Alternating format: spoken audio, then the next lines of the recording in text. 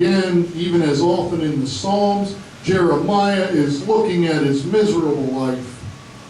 సామెతలు ఇది ఈ యొక్క కీర్తన గ్రంథంలో చక్కగా దేవుని స్తుతిస్తూ ఆరాధిస్తూ ఉంటే ఇర్మియా గ్రంథంలో ఇర్మియా విలాపిస్తాడు, ఏడుస్తూ ఉంటాడు, దుఃఖిస్తూ అలా కూర్చుని ఏడుస్తూ ఉంటాడు. But then takes his eyes off himself and looks into heaven and says, "My God, how great thou art." అప్పుడు మళ్ళా కళ్ళు పైకెత్తి, దేవా నీవెంత కృప కలిగిన దేవుడవు అంటున్నాడు ఈ ఇర్మియా. Ezekiel, a book that speaks of the glory of the Lord. యెహెజ్కేలు గ్రంథం చూసినట్లయితే ప్రభు యొక్క మహిమ అక్కడ చూపబడతా ఉంది. యెహెజ్కేలు గ్రంథంలో దేవుని యొక్క మహిమ. And to me, the most difficult book in the Bible to understand. అర్థం చేసుకోవడానికట ఇది చాలా కొంచెం కష్టమైన పుస్తకం యెహెజ్కేలు గ్రంథం.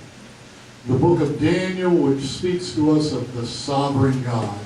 దానియేలు గ్రంథంలో సార్వభౌముడైన మన దేవుడు సామాన్యుడు కాదు, సార్వభౌముడు. అందరికీ లేదండి ఆ పేరు, ఉన్నా చెల్లదు. A book that I have taught many times in my life.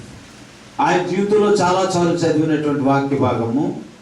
Because of the wondrous things it says to us about our God.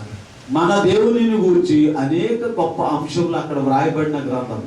He is in charge of the great things on the earth and he is in charge of the small ones.